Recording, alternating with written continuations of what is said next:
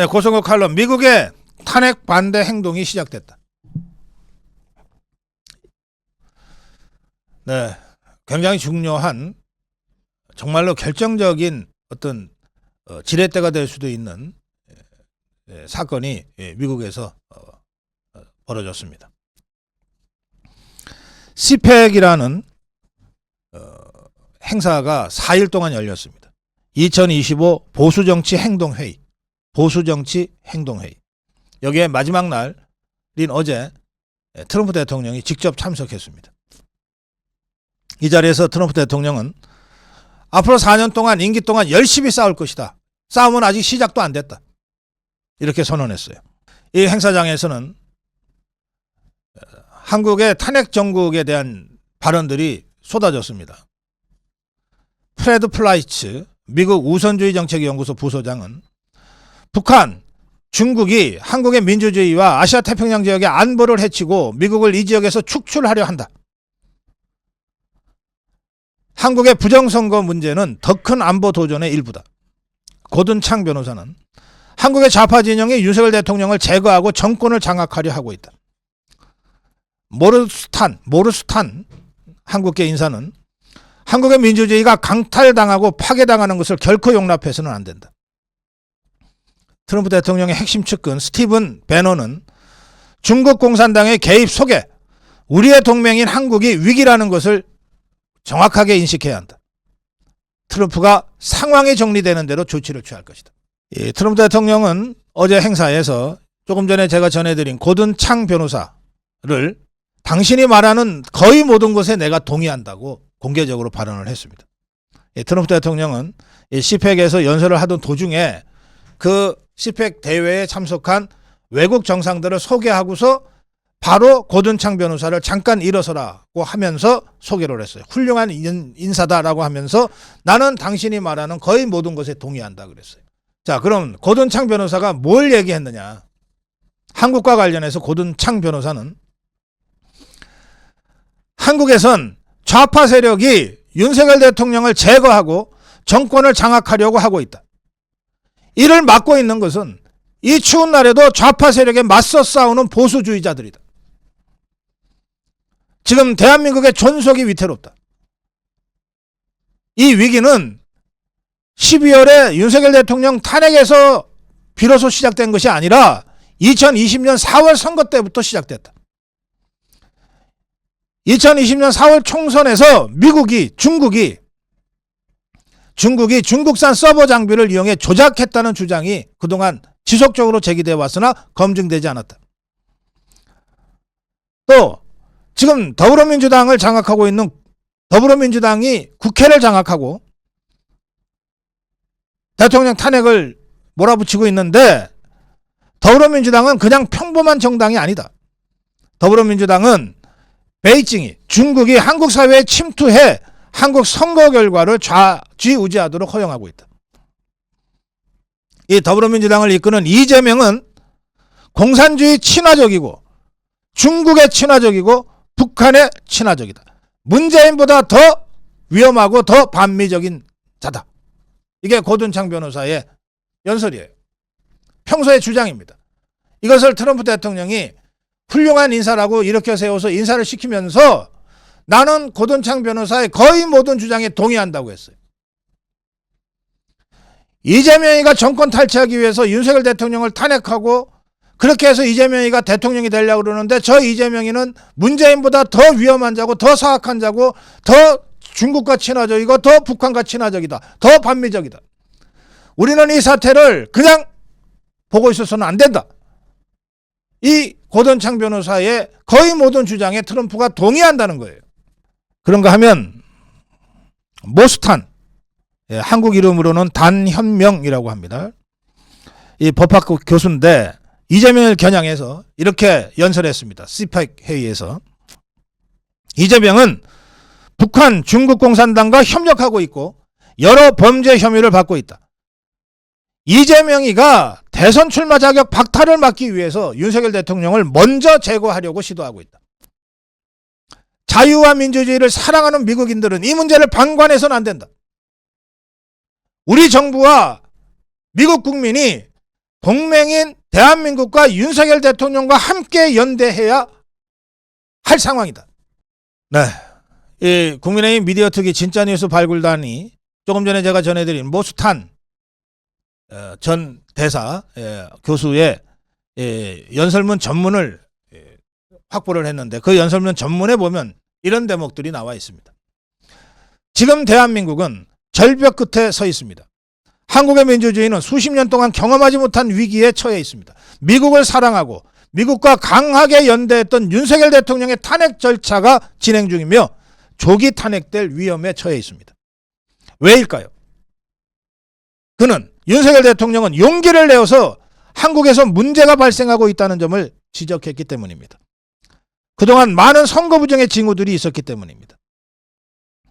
윤석열 대통령은 실제로 아시아의 트럼프로 불리며 선거 부정이 만연했다고 믿고 계엄령을 선포했습니다. 더불어민주당은 헌법재판소에서 빠르게 유죄 판결을 내리려 하고 있으며, 만약 재판관 6명이 탄핵을 찬성한다면 윤석열 대통령은 조기에 대통령직에서 축출될 수 있습니다. 자유와 민주주의를 사랑하는 미국인들은 이 문제를 방관해서는 안 됩니다.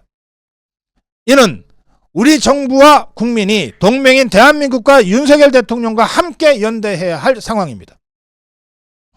우리는 민주주의가 강탈당하고 파괴되는 것을 결코 용납해서는 안 됩니다.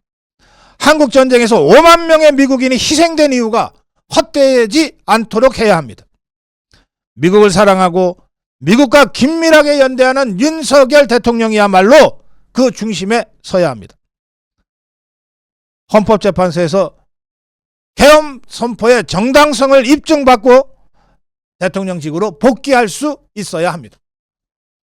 이런 목소리들이 트럼프 대통령이 직접 참석한 CPEC 회의에서 연일 공개적으로 주장되고 제기된 겁니다. 미국이 윤석열 대통령 탄핵을 저지하기 위해서 행동에 돌입했다. 고성국 칼럼이었습니다.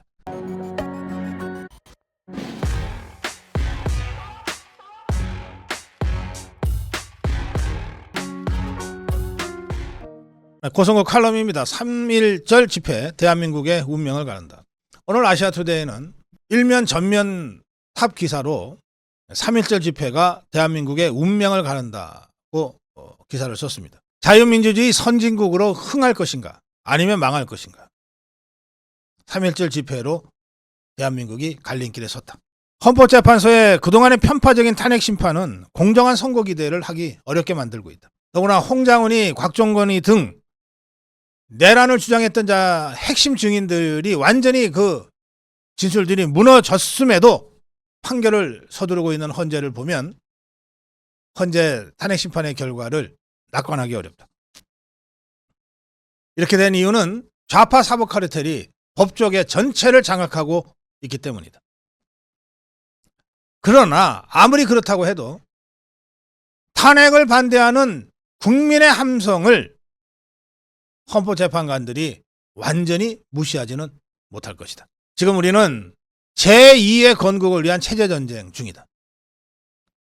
특히 최근 중국이 구사하고 있는 하이브리드전, 직접적인 공격을 받고 있기도 하다. 부정선거는 그 대표적인 사례다. 이러한 상황에서 진행되고 있는 윤석열 대통령 탄핵 심판은 그 기각 여부에 대한민국의 흥망이 갈릴 수밖에 없다. 종북 주사파 빼고 대한민국 국민이라면 누구나 다 종교, 세대, 지역을 뛰어넘어 힘을 모아서 대통령 탄핵을 저지하고 대통령 복귀시켜야 한다. 이게 아시아투데이의 일면, 전면 사설의 주장입니다. 자, 국민 여론이 이런데 특히 지지자들의 정말 압도적인 다수가 이렇게 움직이고 있는데, 그런데 국민의힘 지도부는 3.1절 광화문 집회에 참석하지 않겠다고 하는 입장을 공식적으로 밝혔습니다. 의원들은 개별적으로 참석해도 돼. 그러나 지도부는 참석하지 않을 거야. 이게 권영세, 권성동이가 밝힌 국민의힘의 공식 입장입니다. 이와 관련해서 류근일 선생이 오늘 뉴데일리에 칼럼을 썼습니다. 제목은 이렇습니다. 권영세, 권성동 따위로는 안 돼.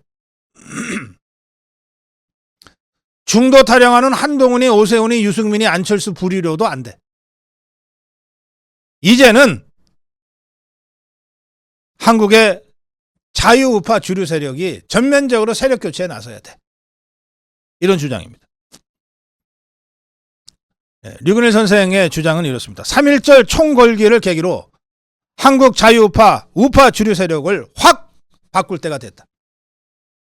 21세기 대한민국을 수호하고 발전시킬 주류 정치 세력, 주류 사회 세력을 이제 과감하게 바꾸자. 권영세, 권성동, 국민의힘 따위로는 안 된다. 한동훈계 탄핵 찬성파를 더 이상 용납할 수는 없다. 조기 대선 간이나 보는 오세훈이, 유승민이, 안철수 부류로도 안 된다. 이들을 앞세우는 기회주의 기득권 집단으로는 절대 안 된다. 이들이 누군가? 박근혜 대통령 탄핵하고 윤석열 대통령마저 밀어내려고 하고 있다. 이들은 약속이 난 듯이 개혁 보수 중도 통합을 내세운다. 그러나 이들은 실제로 어떻게 움직여 왔는가? 센 자에게 얻어 터지지 않으려고 엉거주춤하고 카멜레온 짓을 하는 기회주의자들일 뿐이다. 이들은 우리 사회의 역대 수혜층이었는데 단 한 번도 정복주사파와 치열하게 맞서 싸워본 적이 없는 자들이다. 필요할 땐 적당히 비판하는 척하면서도 결코 수위를 넘지 않는다. 겁이 많고 지킬 게 많기 때문이다. 그래서 그들은 정복주사파에게 절대 정면으로 대들지 않는다. 적당히 숙이고 적당히 타협한다. 그러면서 이것을 중도라고 분식한다. 성현들이 말씀하신 중도는 그런 얍삽한 기회주의가 아니다. 그런데 그들의 얄팍한 기회주의, 얄팍한 꼼수가 더는 먹히지 않게 되었다. 박근혜 탄핵 때와 다르다. 박근혜 대통령 탄핵 때는 좌익에다가 이 기회주의자들이 가짜뉴스와 선동질을 했고 이게 대중한테 팍팍 먹혔다. 그런데 지금은 완전히 다르다. 광화문, 여의도, 강남, 대전, 대구, 부산, 광주에서 수십만, 수백만 자유인들이 좌익과 기회주의, 정파 언론의 선동을 박차고 자유대한민국 윤석열 대통령 수호를 외치며 활화산처럼 폭발했다. 전 국민, 2030, 대학생들, 생활인들, 수도권, 영남, 호남, 충청, 강원인들이 오랜 악령의 주술에서 깨어나 나는 대한민국을 사랑하는 자유인이다. 이렇게 외치고 나섰다. 목매에서 깨어난 종교개혁, 르네상스, 계몽사상, 근대의식, 개인의 발견, 자유, 인권, 법치, 시장의 거대한 지진이자 쓰나미가 쓸고 있다. 오늘의 스타, 자유인들의 비폭력 국민저항 운동은 21세기 자유대한민국 부흥의 새로운 주류로 찬란하게 떠올랐다. 가짜 보수, 가짜 중도는 가라. 이제 진짜의 시대다. 진짜들은 이렇게 외친다. 1. 윤석열 대통령 구속 취소, 탄핵 기각, 직무 복귀. 2. 조기 대선 대통령 사과 임기 단축 개헌 운운 박살. 3. 좌익 카르텔 청산, 기회주의 배신 척결. 4. 자유 보수우파 주류 세력 교체. 네, 3.1절 국민 총궐기 대회 통해서 이제 우리 자유파 대한민국의 주류가 정말 말 그대로 거듭 나야 됩니다. 네, 어제 제11차 헌재 변론에서 대통령 변호인 김계리 변호사는 우선 본인부터 1, 2, 3계엄으로 계몽됐다고 하면서 변론을 했습니다. 비상계엄의 담화문을 찬찬히 읽어보고 임신, 출산, 육아하느라 그동안 잘 몰랐던 민주당의 폐악과 일당 독재, 파쇼 행위를 확인하고 그리고 이 사건 변호에 참여하게 됐습니다. 저부터 개몽된 사람입니다. 이렇게 입장을 밝히면서 변론을 했습니다. 그런가 하면 도태우 변호사는 1.23 비상계엄 선포의 배경으로 하이브리드전 그리고 선거관리 시스템의 위기를 들면서 윤석열 대통령의 1.23 계엄은 침몰하는 배를 구하려는 선장의 충정이었다. 이렇게 주장했습니다. 대통령은 비상계엄과 선거관리 시스템 점검 지시를 통해 전 국민에게 국가 위기 상황을 간절히 호소했습니다. 대한민국의 구멍이나 침몰 직전의 상황에 있다는 것을 화재 경보를 울려서 그 배를 구하고자 했던 선장의 충정이었고 정당한 행위였습니다. 이게 도태우 변호사의 변론이었습니다. 헌재는 윤석열 대통령의 최후 진술까지 듣고 난 다음에 평의를 거쳐서 선고일을 고지하겠다고 했는데 통상 2주에서 3주 후에 최종 선고가 내려질 것 같습니다. 아시아투데이는 사설에서 윤석열 대통령이 비상계엄의 불가피성을 설명하고 개헌과 정치개혁을 약속했다고 전했습니다. 윤석열 대통령의 최후 변론에 헌재 방청석에서 함께한 김기현 의원은 기각해야 한다고 주장했고 나경원 의원은 대통령 파면 절대 못한다 주장했고 윤상현 의원은 기각이 아니라 각하시켜야 한다고 주장했습니다. 아시아투데이는 윤석열 대통령의 개헌 제안을 높이 평가한다. 헌재가 공정한 판단을 해야 한다. 이렇게 주장했는데 그동안 개헌과 관련해서는 정치권에서 특히 국민의힘 쪽에서 임기단축 개헌 얘기를 자꾸 흘려댔습니다. 이것하고 어제 이제 최후 진술에서 자세하게 제가 전해드리겠습니다만 대통령이 얘기한 개헌하고는 전혀 차원이 다른 겁니다. 정치권에서 이야기되어 온 임기단축 개헌의 방점은 임기단축에 있습니다. 개헌이든 탄핵이든 어쨌든 윤석열 빨리 끌어내리면 된다. 이게 정치권의 개헌론의 핵심이죠. 이에 비해서 윤석열 대통령은 87 체제를 이제는 완전히 갈아엎어야 된다. 그걸 하기 위해서라면 내 한 몸을 던지고 대통령 임기에서도 자유롭겠다. 이렇게 선언을 한 겁니다. 그런 의미에서 어제 윤석열 대통령의 최후 진술은 가장 강력한 정치 개혁의 신호탄이었다고 할 수 있습니다. 윤곽근 변호사는 이런 소회를 밝혔습니다. 비상계엄 후 대통령을 변호하기 위해 많은 대화를 대통령과 했습니다. 그 대화 과정에서 대통령은 수사, 헌법재판, 형사재판을 대응하면서 여러 가지 말씀을 하셨고 그리고 지금 상황에 대해서 다시 생각할 수 있는 기회가 됐습니다. 그동안 대한민국은 민주화, 경제 선진화를 이루어낸 유일한 나라라는 자긍심 속에서 번영과 평화를 누리고 있었으나 우리도 모르는 사이에 국내외의 공격과 문제점으로 인해 서서히 병들어가고 심각한 위험에 빠져들었습니다. 국가가 자유민주적 체제와 안보에서 중대하고도 무서운 위협을 받고 있었습니다. 냄비 안의 개구리가 서서히 가열되어 죽어가면서도 깨닫지 못해서 결국 죽는다는 우화처럼 대한민국 어느 누구도 그것을 깨닫지 못하고 있었고 오직 유일하게 윤석열 대통령만이 그 사실을 깨닫고 이를 해결하려고 하였기 때문에 오늘의 고난을 겪고 있다는 것을 알게 됐습니다. 대통령은 국가의 독립, 영토의 보전, 국가의 계속성과 헌법을 수호할 책무가 있습니다.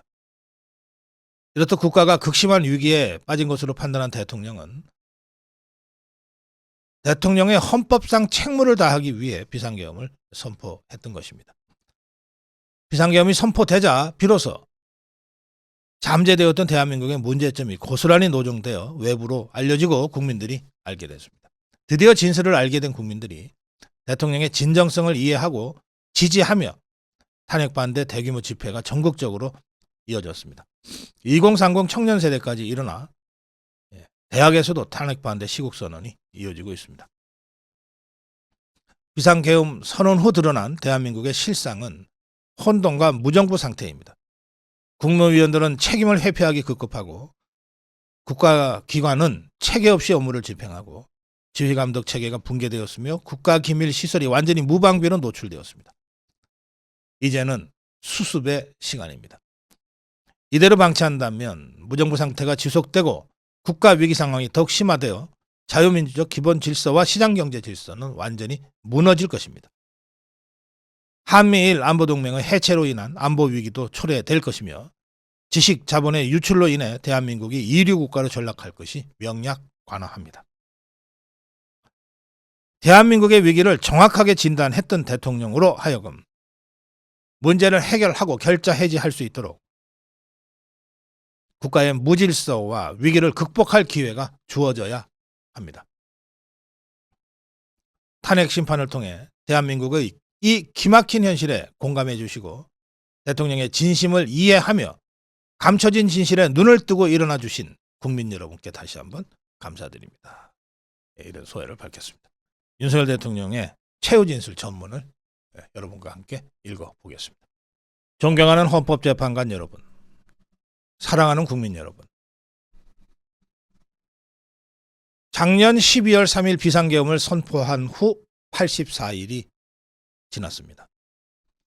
제 삶에서 가장 힘든 날들이었지만 감사와 성찰의 시간이기도 했습니다. 그동안 우리 국민께 참 과분한 사랑을 받아왔다는 생각이 들었습니다. 감사한 마음이 들면서도 국민께서 일하라고 맡겨주신 시간에 제 일을 제대로 하지 못하고 있는 현실이 송구스럽고 가슴이 아팠습니다. 많은 국민께서 여전히 저를 믿어주고 계신 모습에 무거운 책임감도 느꼈습니다. 국민 여러분께 죄송하고 감사하다는 말씀을 먼저 드리고 싶습니다. 제가 비상계엄을 선포하고 몇 시간 후 해제했을 때 많은 분들께서 이해를 못하셨습니다. 지금도 어리둥절해 하시는 분들이 계실 겁니다. 계엄이라는 단어의 부정적 기억도 있을 것입니다. 거대 야당과 내란 공작 세력들은 이런 국민의 트라우마를 악용해서 국민을 선동하고 있습니다. 그러나 1, 2, 3 비상계엄은 과거의 계엄과는 완전히 다른 것입니다. 무력으로 국민을 억압하는 계엄이 아니라 계엄의 형식을 빌린 대국민 호소입니다. 1, 2, 3 비상계엄 선포는 이 나라가 지금 망국적 위기 상황에 처해 있음을 선언하는 것이고 주권자인 국민께서 상황을 직시하고 이를 극복하는 데 함께 나서달라는 절박한 호소입니다. 무엇보다 저 자신 윤석열 개인을 위한 선택은 결코 아니었다는 사실을 분명하게 말씀드릴 수 있습니다. 저는 이미 권력의 정점인 대통령의 자리에 있었습니다. 대통령에게 가장 편하고 쉬운 길은 여러 세력과 적당히 타협하고 모든 사람들에게 듣기 좋은 말을 하면서 임기 5년을 안온하게 지내는 것입니다. 일하겠다는 욕심 버리면 치열하게 싸울 일도 없고 어려운 선택할 일도 없어집니다. 그렇게 적당히 일하면서 5년을 지내면 퇴임 대통령 예우 받으면서 편안한 노후를 보낼 수도 있습니다. 제 개인의 삶만 생각한다면 정책 반대 세력의 거센 공격을 받을 수밖에 없는 비상계엄을 선택할 이유가 전혀 없었던 것입니다. 비상계엄을 결심했을 때 제게 엄청난 어려움이 닥칠 것을 당연히 예감했습니다. 거대 야당은 제가 독재를 하고 집권 연장을 하기 위해 비상계엄을 했다고 주장합니다. 내란죄 공작 프레임을 덮어 씌웁니다. 만약 정말 그런 생각이었다면 고작 280명 실무장도 하지 않은 병력만 투입했겠습니까? 또 계엄을 선포하고 나서야 비로소 병력을 이동시켰겠습니까? 심판정의 증거조사에 의하면 계엄 해제 요구 결의 이전에 국회에 들어간 병력은 106명에 불과하고 본관까지 들어간 병력은 겨우 15명입니다. 이 15명이 유리창을 깨고 들어간 이유도 자신들의 근무 위치가 본관인데 시민들이 막고 있어 충돌을 피하기 위해 불 꺼진 창문을 찾아 들어간 것입니다. 계엄 해제 요구가 이루어진 이후에 즉시 모든 병력을 철수시켰습니다. 투입된 군 병력이 워낙 소수이다 보니 국회 외곽경비와 질서 유지는 경찰에 요청했습니다. 부상당한 군인들은 있었지만 일반 시민들은 단 한 명의 피해도 발생하지 않았습니다. 처음부터 저는 국방부 장관에게 이번 비상계엄의 목적이 대국민 호소형임을 분명히 밝혔습니다. 또한 국회의 계엄 해제 요구가 신속히 뒤따를 것이므로 계엄 상태가 오래가지 않을 것이라고 했습니다. 그래서 최소한의 병력을 실무장하지 않은 상태로 투입함으로써 군의 임무를 경비와 질서 유지로 확실하게 제한했던 것입니다. 많은 병력이 무장 상태로 투입되면 군중과 충돌하기 쉽습니다. 그런 일이 발생하지 않도록 원천적으로 차단했고 실제 결과도 예상을 벗어나지 않았습니다. 제가 소수병력, 비무장, 경험 있는 장병 이 세 가지를 국방부 장관에게 명확히 지시한 이유입니다. 그런데도 거대 야당은 이것을 내란이라고 주장하고 있습니다. 병력 투입 시간이 불과 2시간도 안 되는데 2시간짜리 내란이 있습니까? 방송으로 전 세계와 전 국민에게 먼저 시작한다고 알리고 그리고 국회가 그만두라고 하자 바로 병력을 철수하고 그만두는 그런 내란을 보신 적이 있습니까? 대통령의 법적 권한인 계엄 선포에 따라 계엄 사무를 하고 질서 유지 업무를 담당한 공직자들이 거대 야당의 내란몰이 공작에 의해 지금 고초를 겪고 있는 것을 보면 가슴이 찢어지는 듯합니다. 이분들은 대통령의 법적 권한 행사에 따라 맡은 바 직무를 수행한 것뿐입니다. 헌법재판관 여러분, 국민 여러분, 대통령의 자리에서 많은 정보를 가지고 국정을 살피다 보면 남들에게는 보이지 않는 것들, 겉으로는 잘 드러나지 않는 문제점들이 많이 보이게 됩니다. 당장은 괜찮아 보여도 얼마 뒤면 큰 위기로 닥칠 일들이 대통령의 시야에는 들어옵니다. 서서히 끓는 솥 안의 개구리처럼 눈앞의 현실을 깨닫지 못한 채 벼랑 끝으로 가고 있는 이 나라의 현실이 제 눈에는 보였습니다. 언제 위기 아닌 때가 있냐고들 하시지만 그동안의 위기는 돌발 현안 수준의 위기였습니다. 그러나 지금은 국가 존립의 위기, 총체적 시스템의 위기라는 점에서 그 차원이 완전히 다릅니다. 트럼프 대통령은 취임 첫날 국가 비상사태를 선포하고 군을 투입했습니다. 불법 체류자, 마약 카르텔, 그리고 에너지 부족. 자, 우리나라의 현실은 어떻습니까? 과연 국가 비상사태가 아니라고 단언할 수 있습니까? 북한을 비롯한 외부의 주권 침탈 세력들과 우리 사회 내부의 반국가 세력이 연계하여 국가 안보와 계속성을 심각하게 위협하고 있습니다. 이들은 가짜뉴스, 여론조작, 선전선동으로 우리 사회를 갈등과 혼란으로 몰아넣고 있습니다. 당장 2023년 적발된 민주노총 간첩단 사건만 봐도 반국가 세력의 실체를 쉽게 확인할 수 있습니다. 이들은 북한 공작원과 접선하여 직접 지령을 받고 군사시설 정보 등을 북한에 넘겼습니다. 북한의 지령에 따라 총파업을 하고 미국 바이든 대통령의 방한을 반대하고 한미연합훈련을 반대하고 이태원 참사를 반정부 시위에 악용하는 등의 활동을 펼쳤습니다. 북한 지시에 따른 선거 개입 정황도 드러났습니다. 지난 대선 직후에는 대통령 탄핵의 불씨를 지필하면서 구체적인 행동 지침까지 내려왔습니다. 실제로 2022년 3월 26일 제가 대통령에 취임도 하기 전에 윤석열 선제 탄핵 집회가 열렸고 2024년 12월 초까지 무려 178회의 대통령 퇴진 탄핵 집회가 열렸습니다. 이 집회에는 민노총 산하 건설노조, 언론노조 등이 참여했고 거대 야당 의원들도 바른대에 올랐습니다. 북한의 지령대로 된 것 아닙니까? 간첩은 없어진 것이 아니라 대한민국의 자유민주주의를 무너뜨리는 체제 전복 활동으로 더욱 진화했습니다. 그런데 이러한 간첩 활동을 막는 우리 사회의 방어막은 오히려 약해지고 곳곳에 구멍이 난 상태입니다. 지난 민주당 정권의 입법 강행으로 2024년 1월부터 국정원의 대공수사권이 박탈되고 말았습니다.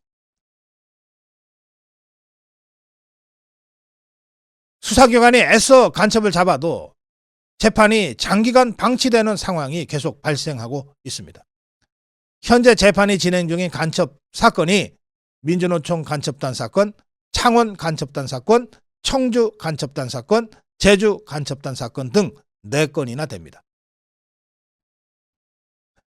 청주 간첩단 사건은 1심 판결까지 29개월이 넘게 걸렸습니다. 민노총 간첩단 사건도 1심 판결에 1년 6개월이 걸렸습니다.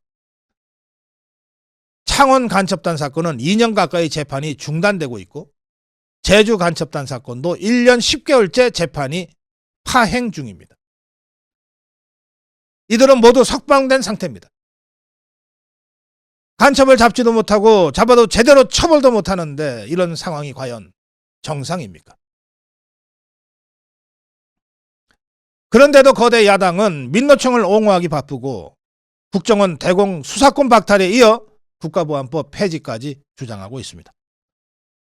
경찰의 대공수사에 쓰이는 특활비마저 전액 삭감해서 영원으로 만들었습니다. 한마디로 간첩을 잡지 말라는 것입니다. 작년에는 중국인들이 드론을 띄워 우리 군사기지, 국정원, 국제공항과 국내 미군 군사시설을 촬영하다가 연이어 적발됐습니다. 이들을 간첩죄로 처벌하기 위해서는 법률을 개정해야 하는데 거대 야당이 완강히 거부하고 있습니다. 산업 스파이도 최근 급증하고 있습니다. 기술 유출 피해가 1년에 수십조 원에 달하는데 그 3분의 2가 중국으로 유출됩니다. 중국은 사진 한 장만 잘못 찍어도 우리 국민들을 마음대로 구금하는 강력한 반간첩법을 시행하고 있는데 거대 야당은 산업 스파이를 막기 위한 간첩죄 법률 개정조차 가로막고 있습니다.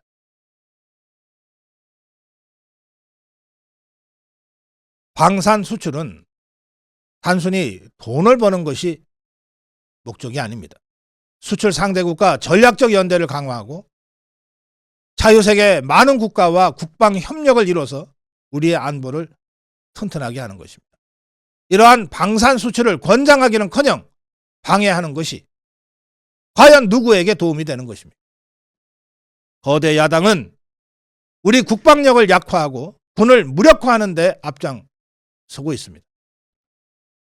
북한은 우크라이나의 병력을 파병하여 러시아와 군사 밀착을 시도하고 있습니다. 우리에게 매우 심각한 안보 위협입니다. 이를 살피기 위해서 참관단을 보내려고 하자 거대 야당은 당시 국방부 장관 신원식을 탄핵하겠다고 겁박하면서 결사적으로 막았습니다. 심지어 거대 야당은 우크라이나 참관단 파견, 대북 확성기 오물풍선 대응 검토 등 우리 군의 정당한 안보 활동까지 외환죄로 엮으려고 했습니다. 국가와 국민의 안전을 지키려는 대통령을 전쟁광이라고 비난하고 북핵 위협에 대응하는 한미일 합동훈련을 극단적 친일 행위로 매도했습니다. 1차 대통령 탄핵 소추안에는 북한, 중국, 러시아를 적대시한 것이 탄핵 사유라고 명기하기까지 했습니다. 190석에 달하는 무소불위의 거대 야당이 우리나라와 우리 국민 편이 아니라 중국, 북한, 러시아의 편에 서 있는 것입니다. 이러한 상황이 국가위기 상황이 아니면 뭐란 말입니까?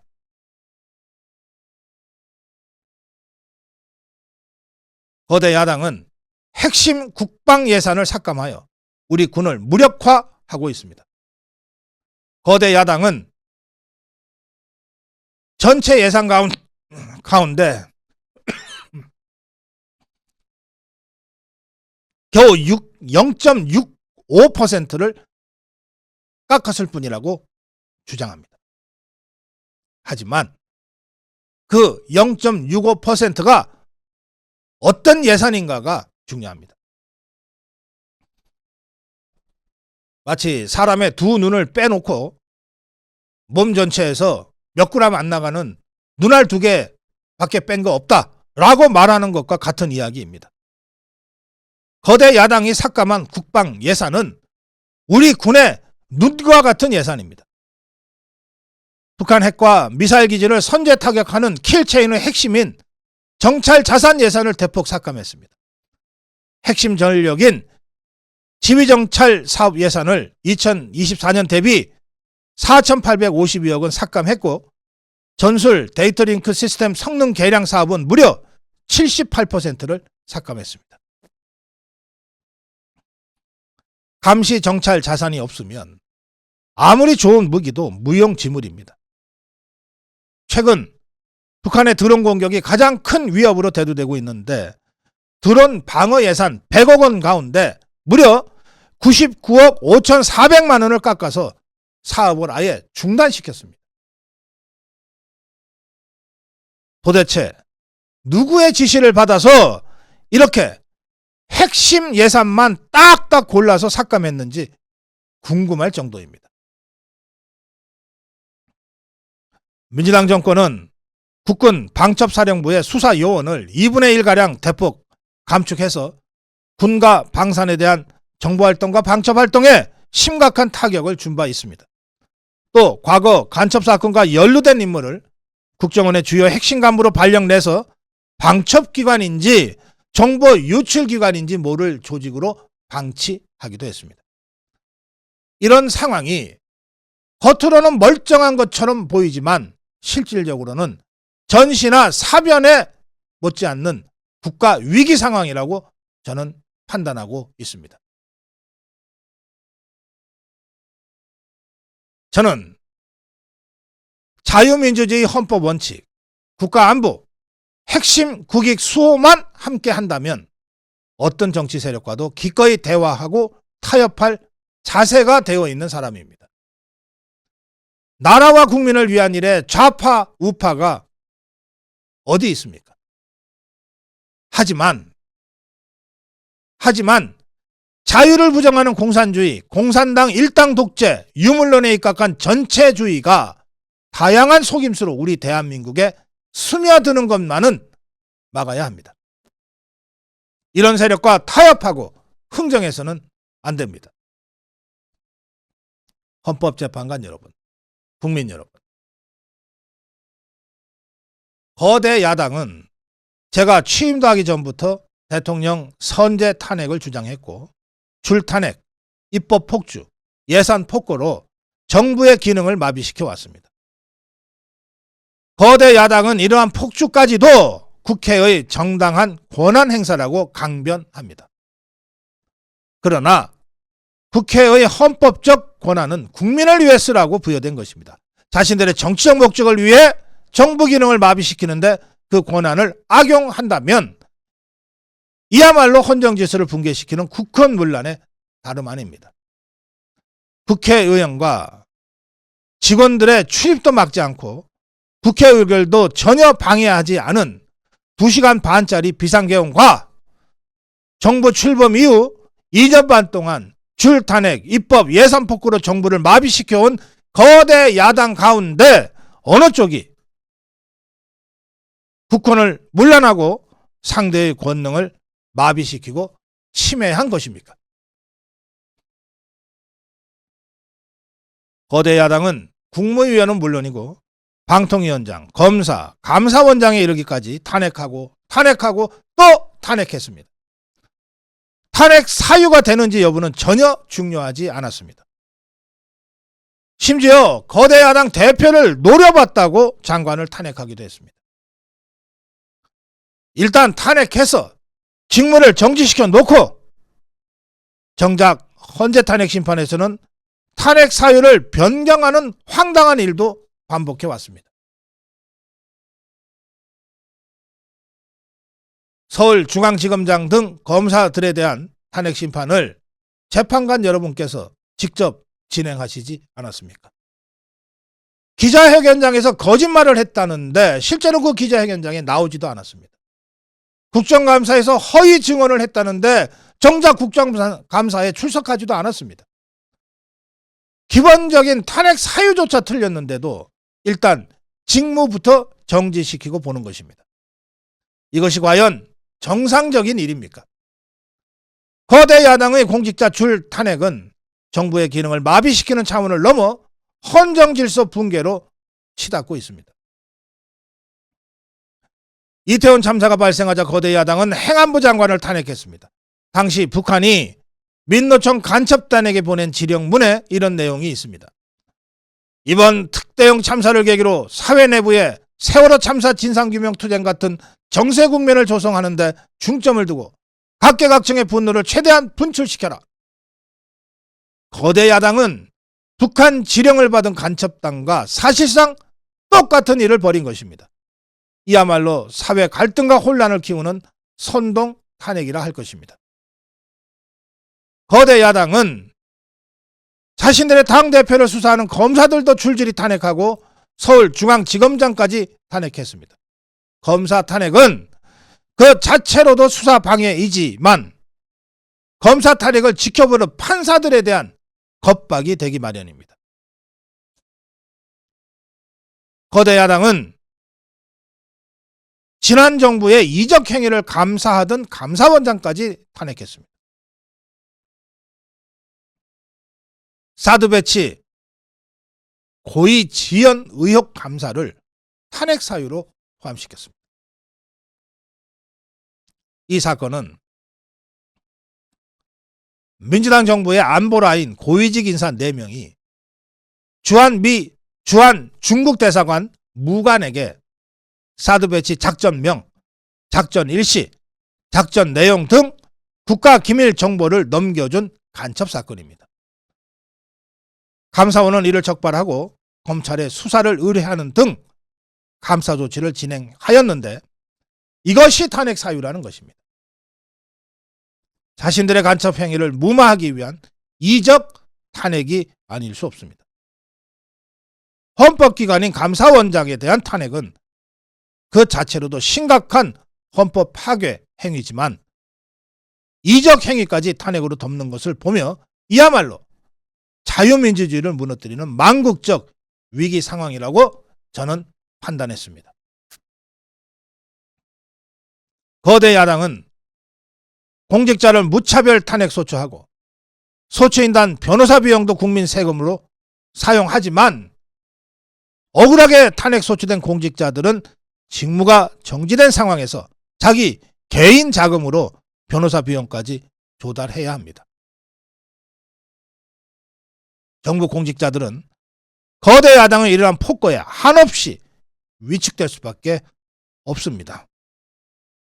이처럼 거대 야당은 선동 탄핵, 방탄 탄핵, 이적 탄핵으로 대한민국을 무너뜨리고 있습니다.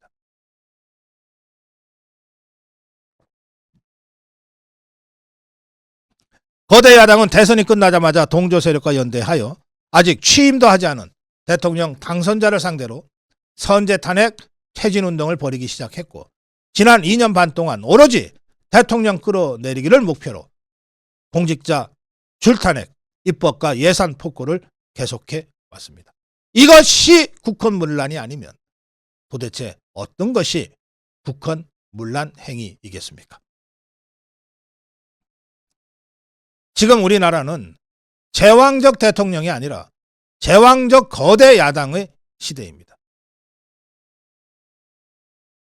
제왕적 거대 야당의 폭주가 대한민국 존립의 위기를 불러오고 있습니다. 계엄 이후 벌어진 일들만 보아도 잘 알 수 있지 않겠습니까?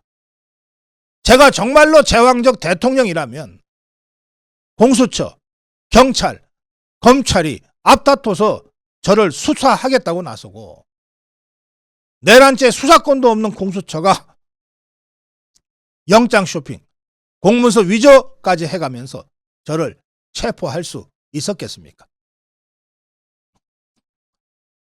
비상계엄에 투입된 군 병력이 총 570명에 불과한데 불법적으로 대통령 한 사람 체포하겠다고 대통령 관저에 3,000명에서 4,000명이 넘는 경찰력을 동원했습니다. 대통령과 거대 야당 가운데 어느 쪽이 제왕적 권력을 휘두르며 헌정 질서를 무너뜨리고 있습니까? 제가 비상계엄을 결단한 이유는 이 나라의 절체절명의 위기를 더 이상 방치할 수 없다는 절박함, 그것이었습니다. 저는 주권자인 국민께 이러한 거대 야당의 반국가적 폐악을 알리고 국민께서 매서운 감시와 비판으로 이들을 멈춰달라고 호소하고자 했습니다. 국정마비와 자유민주주의 헌정질서 붕괴를 막고 국가기능을 정상화하기 위해 절박한 심정으로 비상계엄을 선포했습니다. 국민을 억압하고 국민의 기본권을 제한하려는 것이 아니라 주권자인 국민께서 비상사태 극복에 직접 나서 주십사 하는 간절한 호소였습니다. 비상계엄은 범죄가 아니고 국가위기를 극복하기 위한 대통령의 합법적 권한 행사입니다. 저는 긴급 국무회의를 거쳐 방송을 통해 비상계엄을 선포했고, 질서 유지를 위해 국회에 최소한의 병력을 투입했으며, 국회가 해제 요구 결의를 하자 즉각 병력을 철수하고 국무회의를 소집해서 계엄을 해제했습니다. 다 알고 계시다시피 2023년 중앙선관위를 포함한 국가기관들이 북한에 의해 심각한 해킹을 당했습니다. 중앙선관위는 이 같은 사실을 국정원으로부터 통보받고도 다른 국가기관들과는 달리 보안 점검에 제대로 응하지 않았고, 울며 겨자 먹기로 응한 일부 점검 결과 심각한 보안 문제가 드러났기 때문에 중앙선관위 전산 시스템 스크린 차원에서 소규모 병력을 보낸 것입니다. 선거의 공정과 직결되는 중앙선관위의 전산 시스템 보안 문제는 우리 자유민주주의 체제의 핵심 공공재이자 공공자산을 지키는 일입니다. 더구나 선거소송에서 드러난 다량의 가짜 부정투표용지, 그리고 투표 결과가 도저히 납득하기 어렵다는 통계학과 수리과학적 논거 등에 비추어 중앙선관위의 전산 시스템에 대한 투명한 점검 필요성이 꾸준히 제기되어 왔습니다. 이런 조치들의 어떤 부분이 내란이고 범죄라는 것인지 도대체 이해할 수가 없습니다. 비상계엄 자체가 불법이라면 계엄법은 왜 있으며 합동참모본부의 계엄과는 왜 존재합니까?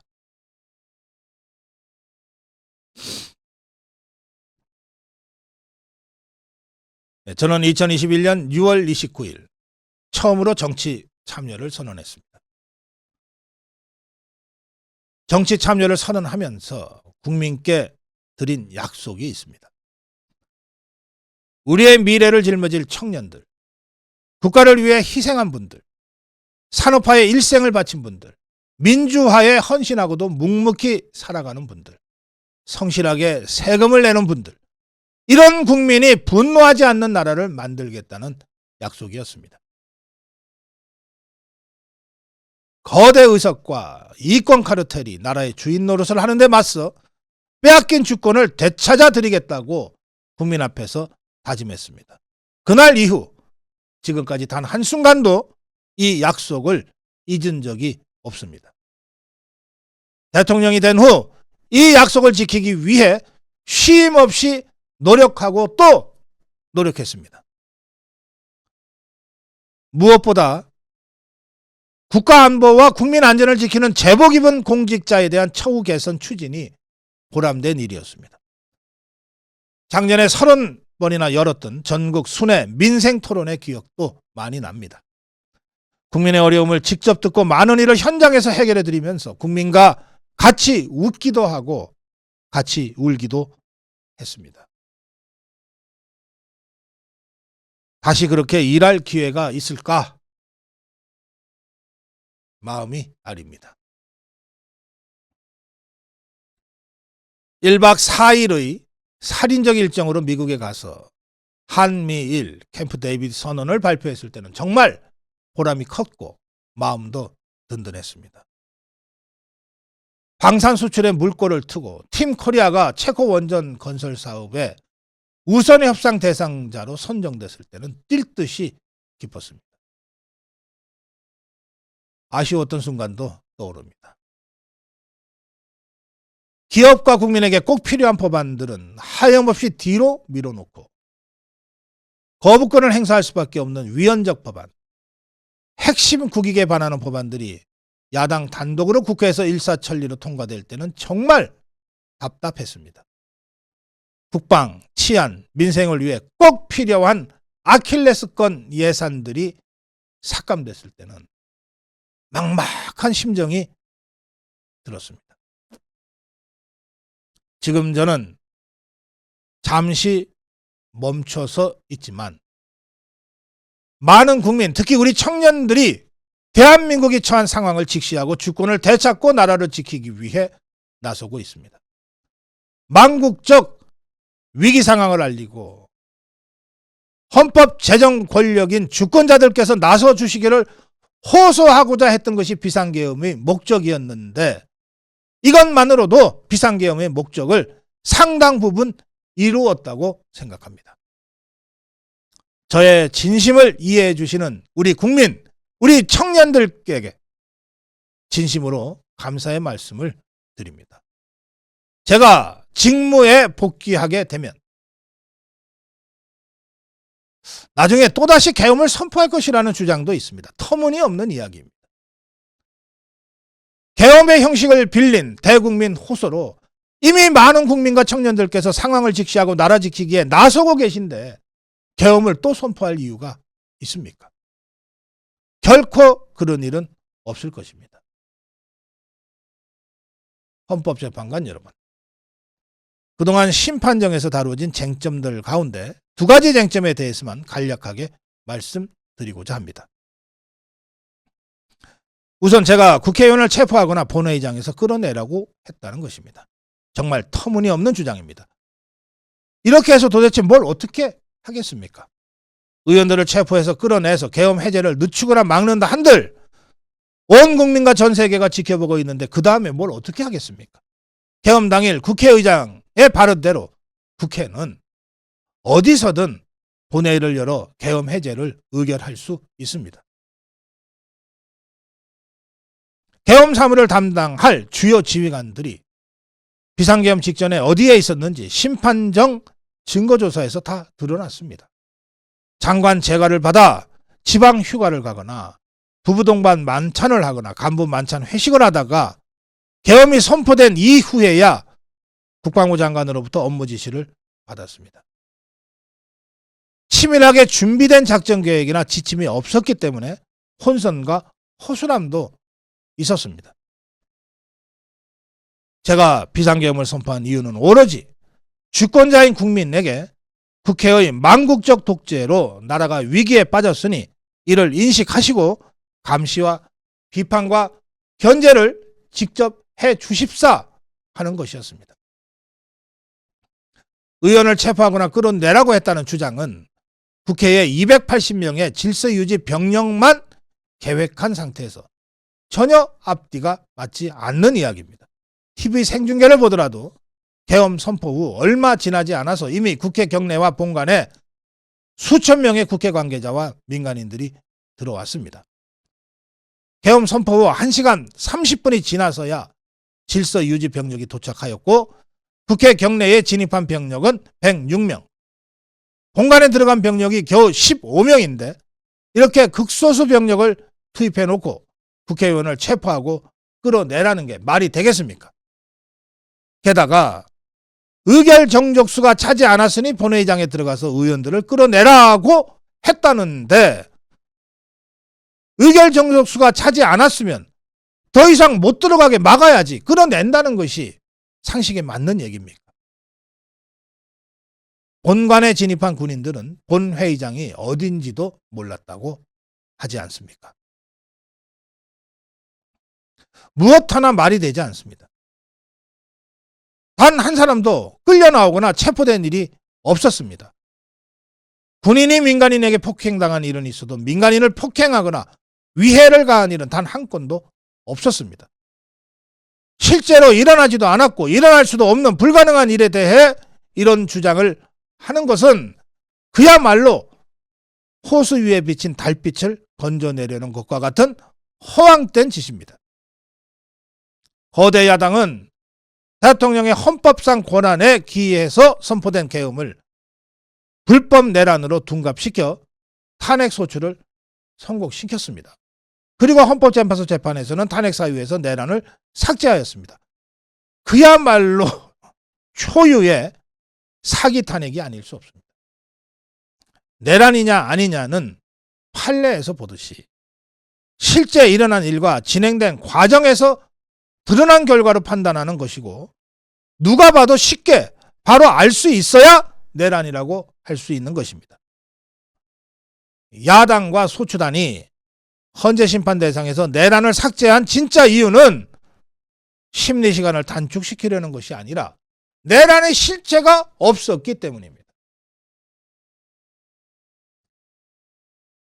또 다른 쟁점, 비상계엄 국무회의에 대해 말씀드리겠습니다. 계엄 당일 국무회의는 국무회의로 볼 수 없다는 주장이 있습니다. 그런데 국무회의를 할 것이 아니었다면 12월 3일 밤에 국무위원들이 대통령실에는 도대체 왜 온 것입니까? 국무회의가 아니라 간담회 정도였다는 주장도 있습니다만 그날 상황이 한가하게 간담회 할 상황입니까? 간담회는 의사 정족수도 필요 없는데 왜 국무회의 의사 정족수가 찰 때까지 기다렸겠습니까? 당일 저녁 8시 30분부터 국무위원들이 차례로 오기 시작했고 저는 국무위원들에게 비상계엄에 설명하고 비상계엄에 대해 설명하고 국방부 장관이 계엄의 개요가 기재된 비상계엄 선언문을 나눠주었습니다. 국무위원들은 경제적, 외교적으로 어려움이 있을 수 있다고 우려했고 저는 대통령으로서 각 부처를 관장하는 국무위원들의 생각과 다른 생각을 가지고 있으며 국가가 비상 상황이고 비상 조치가 필요함을 설명했습니다. 그리고 각 부처 장관의 우려사항, 예를 들어 경제부총리의 금융시장 혼란 우려, 외교부 장관의 우방국 관계 우려는 걱정하지 말라고 했습니다. 국무위원들이 과거의 계엄을 연상하고 있어서 걱정하지 말라고 한 것입니다. 의사 정족수 충족 이후 국무회의 시간은 5분이었지만 그 전에 이미 충분히 논의를 한 것입니다. 다음날 새벽 계엄 해제 국무회의는 소요 시간이 단 1분이었습니다. 실제 정례, 주례 국무회의의 경우에도 모두 발언, 마무리 발언 등을 하고 많은 안건을 다루기 때문에 1시간가량 걸리지만 개별 안건의 심의 시간은 극히 짧습니다. 비상계엄을 위한 국무회의를 정례 국무회의, 주례 국무회의처럼 할 수는 없습니다. 보안 유지가 중요하고 그렇게 해야 혼란도 줄이고 질서유지 병력도 최소화할 수 있기 때문입니다. 이상민 행안부 장관은 국무회의를 100여 차례 참석했지만 이번 국무회의처럼 실질적으로 열띤 토론이나 의사전달이 있었던 것은 처음이라고 증언했습니다. 헌법재판관 여러분, 국민 여러분, 저는 언젠가 해야 하고 누군가 해야 하는 일이라면 지금 제가 하겠다는 마음으로 대통령직을 수행해 왔습니다.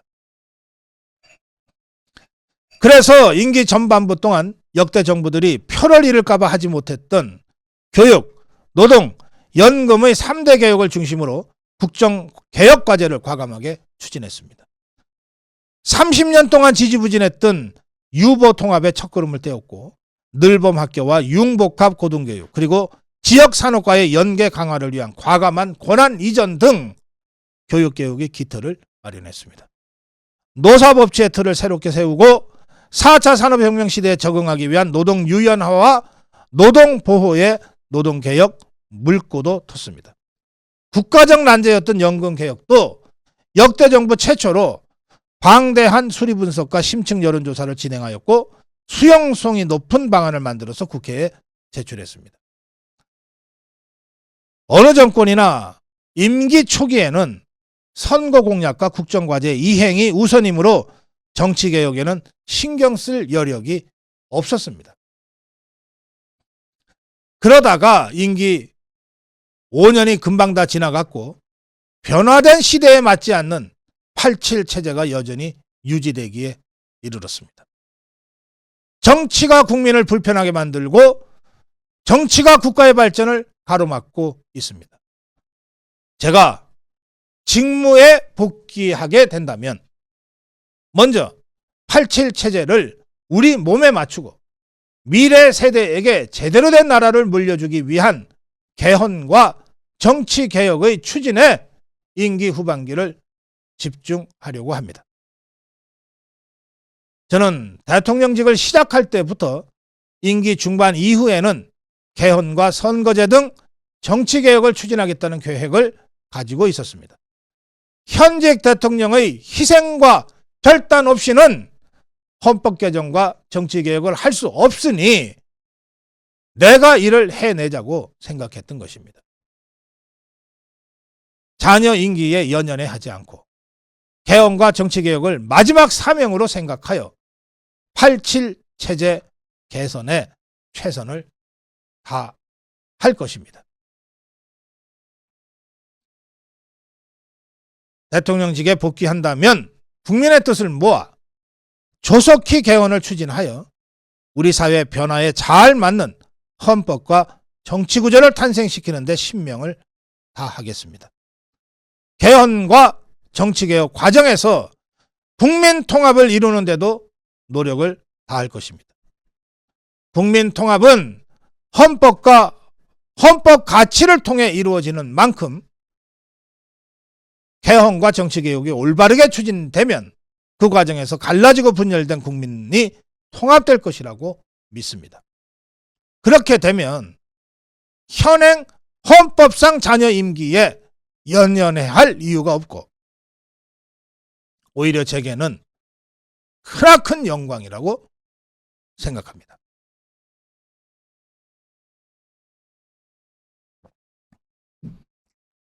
급변하는 국제정세와 글로벌 복합 위기 상황을 감안하여 대통령은 대외관계에 치중하고 국내 문제는 총리에게 권한을 대폭 넘길 생각입니다. 글로벌 중추 외교 기조로 역대 가장 강력한 한미동맹을 구축하고 한미일 협력을 이끌어냈던 경험으로 대외관계에서 국익을 지키는 일에 매진하겠습니다. 존경하는 헌법재판관 여러분, 촉박한 일정의 탄핵 심판이었지만 충실한 심리에 애써주신 헌법재판관님들께 깊이 감사드립니다. 이번 심리는 내란 탄핵에서 내란 삭제를 주도한 소추단이 제시한 쟁점 위주로 이루어지게 되었고, 그러다 보니 제가 123 비상계엄을 선포한 이유와 불가피성에 대해서는 충분히 설명드릴 시간이 부족했습니다. 서면으로 성실하게 관련 자료를 제출하였으니 대통령으로서 고뇌의 결단을 한 이유를 깊이 생각해 주시기 바랍니다. 많은 국가 기밀 정보를 다루는 대통령으로서 재판관님들께 모두 설명드릴 수 없는 부분에까지 재판관님들의 지혜와 해안이 미칠 것이라 믿습니다. 재판관님들의 노고에 감사드립니다. 사랑하는 대한민국 국민 여러분, 국가와 국민을 위한 계엄이었지만 그 과정에서 소중한 국민 여러분께 혼란과 불편을 끼쳐드린 점 진심으로 죄송스럽게 생각합니다.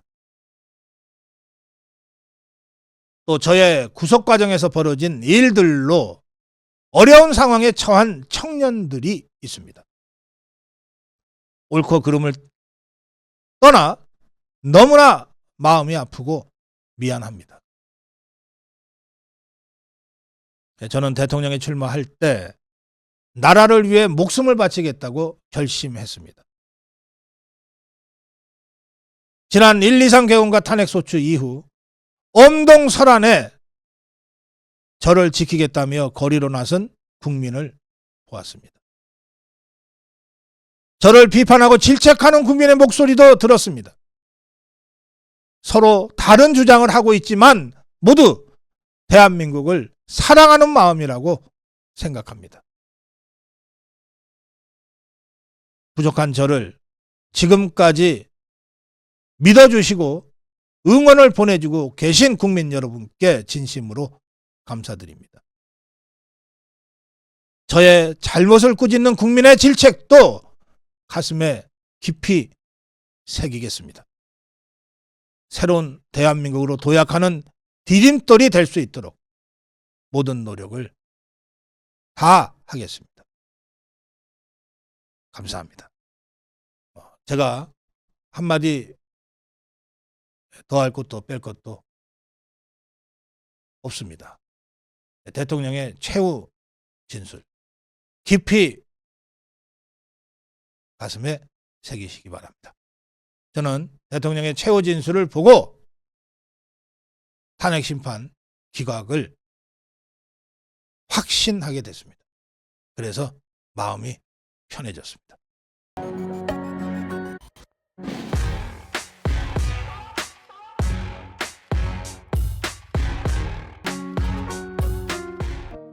네, 고성국 칼럼입니다. 헌재는 국민저항을 각오하라. 굉장히 중요한 기자회견문이 발표됐습니다.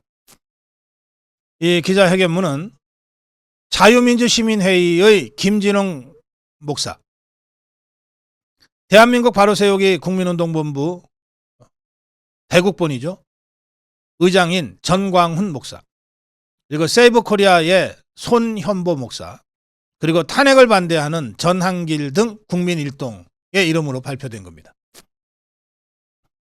제목은 국민저항 성명서입니다. 대한민국은 법의 통치를 받는 법치국가입니다. 그러나 지난 2, 3개월간 이어져 오고 있는 탄핵 정국을 거치면서 국민들 사이에서는 대한민국이 과연 법치국가가 맞는가라는 심대한 의문과 함께 사법부와 공권력에 대한 불신이 폭발하고 있습니다. 오늘 우리는 졸속 탄핵을 우려하고 반대하는 모든 국민들의 뜻을 모아 헌법재판소에 강력하게 경고합니다. 만약 심각한 절차적 하자를 안고 불충분한 증거만으로 윤석열 대통령 탄핵을 인용한다면 국민들은 절대 재판 결과를 수용할 수 없을 것이며 헌재는 전 국민적 저항을 각오해야만 할 것입니다. 국민의 절반은 내란의 주체가 대통령이 아니라 사법부, 거대 야당, 그리고 취임 전부터 탄핵 집회를 180여 차례나 개최한 극단적 세력이라고 확신하고 있고, 그들의 체제 전복 내란에 맞서 강력하게 저항하게 될 것입니다. 서부지법 사태로 구속된 청년들은 즉각 전원 석방되고 불구속 수사되어야 합니다.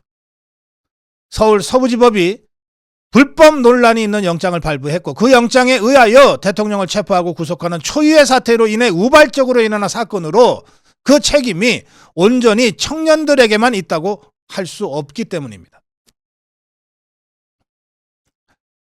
헌법재판소는 대통령을 체포하고 구속하는 과정에서 공수처와 사법부의 수많은 불법적 논란들이 있음에도 이를 해소하지 않고 탄핵 심판을 진행해 왔습니다. 최고의 민주적 정당성을 갖는 최고 선출 권력인 대통령을 임명 권력에 불과한 헌법재판관 8인이 파면하기 위해서는 그 재판 절차가 엄밀하고 공정해야 하는 것은 상식 중에 상식입니다. 그러나 헌재는 최소한의 공정성을 상실하고 일반 국민들이 도저히 이해할 수 없는 행태를 수없이 벌여왔기 때문에 헌재의 신뢰도가 갈수록 떨어져서 이제 국민의 절반 이상이 헌재를 신뢰할 수 없다고 답하고 있습니다. 스스로 우리법 연구회에서도 가장 좌측에 있다고 고백한 바 있는 문형배는 국민들의 최소한의 기대치에도 한참 미치지 못하는 모습을 보여주고 있으며, 국민들이 믿어왔던 법치주의, 사법부에 대한 신뢰를 바닥에 내팽개치고 있습니다. 탄핵 소추 핵심 사유였던 내란죄는 일방적으로 삭제되고, 증인신문 참여권이 박탈되고, 변론기일이 일방적으로 지정되고, 내란 탄핵의 기폭제가 되었던 홍장원 주장의 미흡한 진위 확인이 미흡하게 이루어지고, 야당의 증인 회유 논란 등 끝없는 문제들이 있음에도 불구하고 재판을 번갯불에 콩 구워 먹듯 끝내려는 저희는 도대체 무엇입니까? 비상계엄은 헌법상 권한에 따른 대통령의 통치 행위입니다. 국회 독재 가운데 대통령이 비상계엄을 선포했어야만 할 이유는 수십 가지도 넘습니다. 국회 탄핵 의결부터 헌재 재판까지 수없는 헌법 위반 논란에 휩싸이고 있는 대통령 탄핵 심판은 기각이 아니라 마땅히 각하되어야만 할 것입니다. 다시 말씀드립니다. 이 정도의 심대한 절차적 하자를 안고 불충분한 증거만으로 대통령 탄핵을 인용한다면 국민들은 헌재의 재판 결과를 결코 수용하지 않을 것입니다. 헌재는 전 국민적 저항을 각오해야 할 것입니다. 이번 주 토요일 3.1절을 맞아 대통령 탄핵에 반대하는 모든 국민들은 광화문과 여의도 및 전국 각지에서 자신의 의사를 분명하게 표시할 것입니다. 이번 2025년 3.1절은 일제 탄압에 항거했던 1919년의 3.1절과 함께 역사가 기억하는 날이 될 것입니다. 모든 국민은 다 모여서 의사를 분명히 나타내어 자유민주주의 체제와 법치주의를 지켜낼 것입니다.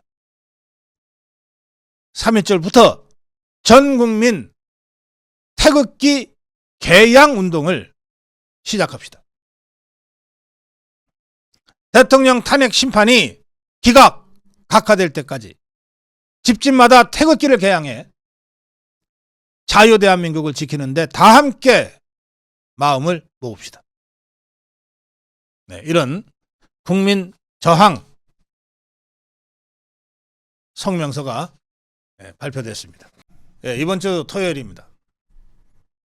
이 성명서에는 광화문에서 여의도에서 전국 각지에서라고 표시되어 있습니다. 그동안 우리 자유파 국민들 중에 상당 부분이 3.1절만은 한 군데에서 모이자라고 희망을 해왔는데 지금 성명서의 문면을 보면 광화문과 여의도와 전국 각지에서 모이는 걸로 그렇게 되어 있습니다. 저는 저한테 그런 요청을 하시는 분들이 참 많으셨어요. 아니 지금이라도 정광훈 목사님과 손현보 목사님이 만나서 얘기하면 간단하게 끝날 문제인데 왜 광화문과 여의도에서 따로 모이려고 하느냐. 제가 그때마다 말씀드렸어요. 꼭 한 공간에 다 모여야 그게 힘이 있는 것이 아니다. 우리가 광화문 집회가 전국 집회로 확산하던 그 시점에 많은 분들이 이러다가 광화문 집회가 위축되면 어떡하냐는 걱정을 하셨지만 결과를 봐라. 광화문만이 아니라 전국 방방곡곡에서 탄핵 반대를 위한 국민의 목소리가 더 크게 울려 퍼지지 않았냐. 그렇다고 광화문이 위축된 것도 아니지 않냐. 광화문에는 더 많은 분들이 나왔다. 우리가 국민의 절반이 탄핵을 반대한다고 생각한다면 최소한 2,500만의 국민이 탄핵을 반대한다는 뜻인데 그 2,500만 중에 광화문과 여의도와 부산과 동대구와 대전을 꽉꽉 메우고 광주도 꽉꽉 메울 숫자는 차고도 넘친다. 제로섬 게임처럼 생각하지 마시라. 광화문에 모인 사람이 광주 가고 광화문에 모인 사람이 동대구 가서 광화문이 위축되는 게 아니다. 광화문은 광화문대로 더 많이 모일 것이고 부산에서 동대구에서 광주에서 대전에서 더 많은 분들이 모인다. 이런저런 사정으로 광화문에 못 오시는 분들이 그동안 얼마나 마음이 아프고 안타까웠겠느냐. 그분들이 마음껏 소리 지를 수 있도록 지방집회는 매우 긍정적이고 적극적인 역할을 하고 있다. 그렇게 우리가 생각하죠. 그리고 지방집회는 세브코리아만 하는 게 아닙니다. 정광훈 목사님도 광화문 집회를 하기 위해서라도 전국 순회 집회를 그동안 해오지 않았습니까? 지방집회를 하면 백문불여일견이라고 100번 듣는 것보다 한 번 보는 것이 훨씬 더 효과가 크고 100번 보는 것보다 한 번 참여하는 것이 훨씬 더 의미가 큽니다. 여러 지방에서 동시다발적으로 집회가 이루어지면 이런저런 형편과 사정으로 광화문에 못 오시는 분들도 그 지역 집회에 한 번 참여하실 수 있고 탄핵 반대라고 구호를 한 번 더 외칠 수가 있어요. 100번 듣는 것보다 한 번 보는 것이 낫고 100번 보는 것보다 한 번 행동하는 것이 더 큽니다. 그러니 여러 군데 나눠져서 한다고 걱정하지 마시라. 이거는 자유파가 커지는 것이지 자유파가 쫄아드는 것이 아니다. 이런 말씀을 제가 정말 수도 없이 해왔어요. 실제로 그렇게 되고 있지 않습니까? 그러니 3.1절도 여러분 걱정하지 마십시오. 광화문에도 지금까지보다 어떤 광화문 집회보다 더 많은 분들이 모이시면 되고 여의도에도 지금까지보다 어떤 집회보다 더 많은 분들이 모이시면 돼요. 저는 3월 1일 날 저희 고성우TV 개국 7주년인데요. 따로 기념식 없이 기념 행사 없이 정규 생방송 8시부터 10시까지 할 계획입니다. 그리고 바로 아투에 가서 아투TV에 가서 잠깐 출연하고 그리고 여의도로 먼저 갈 겁니다. 12시부터 집회를 하니까 여의도 가서 여의도 집회 취재하고 그리고 대학로로 갈 생각이에요. 대학로에 그날 전국 대학생들이 마로니에 공원에서 탄핵저지 집회를 위해서 10,000명이 모이기로 지금 예정돼 있잖아요. 그거 취재하고 그리고 광화문으로 갈 겁니다. 광화문에서 광화문 집회 끝날 때까지 그날은 취재를 하겠어요. 모든 집회가 다 소중합니다. 탄핵을 저지하고 대통령을 구하고 대한민국을 구하는 일이라고 하면 수만 명이 모여도 소중하고 수십 명이 모여도 소중한 거예요. 저희가 광화문 집회만, 세이브 코리아 집회만 전해드리는 게 아니라 한국대학교, 이화여자대학교, 숭실대학교 수십 명 모인 그 집회도 최대한 자료 확보해서 여러분께 전해드리잖아요. 모든 집회는 다 소중하다. 우리 자유파의 모든 행동은 다 절대적으로 중요하다. 이런 마음을 가지고 3월 1일 여러분들 형편에 맞게 행동합시다. 형편에 맞게. 나하고 다른 집회 간다고 혐오할 거 없어요. 거기 가서 열심히 해라. 나는 여기 가서 열심히 할게. 이 목소리들이 모이고 모여서 대한민국의 목소리가 되는 것이 중요합니다. 윤상현 의원이 어제 아마 이 대학 마로니에 집회를 준비하는 이 자유대학 학생들과 3.1절 전국대학생 시국선언대회를 하는 기자회견을 열었습니다.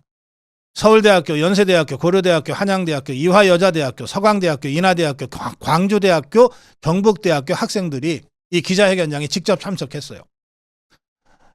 여기서 한양대학교 김준희 학생은 현재 대한민국은 위기 상황에 직면해 있다. 대통령과 그 권한대행을 포함해 국가 핵심 인사 29명이 탄핵되는 초유의 상황이 발생했다. 연세대학교 박준영 학생은 부정선거를 의심할 만한 정황이 많음에도 불구하고 선관위는 이를 묵살하고 있다. 부정선거 의혹은 국내뿐 아니라 해외에서도 제기되고 있다. 고려대학교 유찬종 학생은 최근 고려대학교에서 진행하려고 했던, 결국은 교문 밖에서 진행한 탄핵 반대 집회를 설명하면서 학교와 경찰 측과 사전에 충분히 협의해서 합법적 절차를 철저히 준수했다. 그러나 탄핵 찬성 집회는 완전히 다른 행태를 보였다. 우리가 먼저 대관한 장소를 학교 측과 상의도 없이 불법 점검했고, 우리가 장소를 양보했음에도 불구하고 학교 측에서 대관이 불가하다고 명확히 밝힌 중앙광장으로 무단으로 진입했다. 저 탄핵 찬성하는 저 대진년과 좌파들은 법이 없다. 무법하게 무법천지를 만들고 있다. 예, 말씀드린 대로 이렇게 모인 학생들이 윤상현 의원의 주최로 기자회견을 열었는데, 주선으로 이들도 3월 1일 마로니에 광장, 그 대학로에 있는 마로니에 공원에서 광화문까지 행진하는 탄핵 반대 대학생 총궐기 대회를 개최할 예정입니다. 다 소중하지 않습니까? 이런 마음가짐으로 3월 1일을 준비합시다.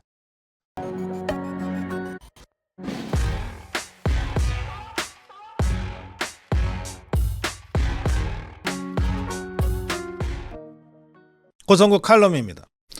마흔여기를 임명하면 최상목은 역사의 죄인이 된다. 이게 아시아투데이의 사설입니다. 어제 마흔역 관련 헌재의 심판이 나왔는데, 저는 어제 강용석 TV에서 강용석 변호사와도 대담하면서 말씀드린 대로 헌재의 결정에 우리가 관심을 가져야 될 부분은 각하 부분이다. 헌재가 직접 마흔여기의 헌법재판관 자격을 인정해달라고 하는 국회 쪽의 권한쟁의 소송을 각하한 부분이 핵심이다. 실제로 언론마다 이 관점에 따라서 좀 다른데, 조선일보는 마흔역 임명에 대한 전원일치 판결이 있었다고 제목을 뽑았어요. 이게 중요한 거 아닙니다. 국민일보를 보세요. 헌재가 재판관 지휘 부여는 각하했다를 제목으로 뽑았어요. 이게 핵심인 거예요. 그러니까 마흔여기는 헌재가 임명할 수 있는 사람이 아니라는 거예요. 그러면 누가 임명해야 됩니까? 최상목이 임명해야 돼요. 그런데 최상목은 임명해도 되고 안 해도 되고, 하더라도 지금 해도 되고 한 달 후에 해도 되고 6개월 후에 해도 되는 거예요. 왜? 임명권은 권한대행 대통령이 갖고 있으니까. 지금은 최상목이가 그 권한대행이니까. 그래서 최상목이가 헌재의 결정은 존중한다. 이건 뭐 교과서 얘기 아닙니까? 다만 판결문을 좀 세세히 살펴보고 그리고 여러 의견을 듣겠다고 했어요.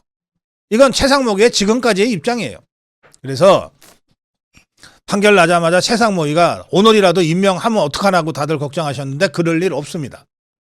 최상목이도 지 죽는 길과 사는 길 정도는 아는 관료예요. 최소한 한덕수 권한대행에 대한 탄핵 심판 결과를 보고 나서야 뭐라도 움직이면 움직일 겁니다. 그러니까 여러분, 최상목이는 당장은 마은혁이 임명 절대 못한다 또는 안 한다 이렇게 생각하시면 됩니다. 윤석열 대통령의 변호인단은 헌재가 지금 8명으로는 대통령 탄핵을 도저히 못 시킬 것 같으니까 최대한 끌고 모아봐야 5대3으로 인용이 안 될 것 같으니까 탄핵 정족수 확보를 위해서 꼼수를 썼다. 이런 입장을 냈습니다. 그러면서 이건 헌법 정신에 반하는 정치적 의사표현이다. 그러면서 최상목 대행은 헌재가 결정을 했다 하더라도 마은혁을 반드시 임명해야 되는 의무가 발생하는 것은 아니므로 행정집행, 마은혁 임명을 위한 추가적인 검토와 고려를 반드시 신중하게 해야 한다. 이렇게 최상목에게 요청했습니다. 국민의힘도 헌재의 결정은 다수당의 의회 독재를 용인했다고 하면서 그러나 최상목이 임명 안 하면 그만이다. 임명해서는 안 된다. 이런 입장을 표명했습니다. 조선일보는 사설로 조선일보는 늘 한 발짝 늦고 그리고 늘 기회주의적으로 봅니다. 조선일보는 사설로 뭐라고 썼냐? 마은혁이가 임명되더라도 탄핵 심리에 참여해서는 안 된다 그랬어요. 아니 물론 재판관으로 월급은 받아도 윤석열 대통령 탄핵 심판에 참여 안 하면 탄핵 심판과 관련된 구도는 변하지 않으니까 조선일보도 애쓰고 있는 거 인정할 수 있어요. 그러나 임명을 안 해버리면 이런저런 얘기를 할 필요 자체가 없는 것 아닙니까? 그러니까 아시아투데이가 조선일보보다 10배, 100배 낫다는 얘기를 제가 하는 겁니다. 종합일간지 중에서는 유일한 정도 언론의 길을 걷고 있는 게 아시아투데이라고 제가 그래서 말씀드리는 거고 그래서 제가 주필을 맡았던 겁니다. 지금은 제가 아시아투데이에 너무 부담이 커질까 봐 주필직을 사퇴했습니다만 아시아투데이에 대한 저의 자긍심은 여전합니다. 한번 보십시오. 아시아투데이는 최상목한테 이렇게 요구합니다. 마은혁이를 임명하면 역사의 죄인이 된다. 임명하지 마라. 적어도 대통령 탄핵 심판 나올 때까지는 임명하지 마라. 그러면 대통령 탄핵 각하되거나 기각돼서 복귀하면 그건 대통령이 알아서 할 문제다. 이렇게 요구하고 있는 겁니다. 헌재 결정이 나왔으니까 더불어민주당이 최상목한테 너 임명해라 안 하면 탄핵할 거야 라고 협박할 건데 차라리 탄핵 당해라. 그러면 역사의 영웅이라도 된다. 협박에 굴복해서 마은혁이를 임명하는 순간 최상목 당신은 역사의 죄인이 된다. 갈림길에 서 있다. 잘 생각해라. 이게 아시아투데이의 사설입니다. 네, 고성호 칼럼이었습니다.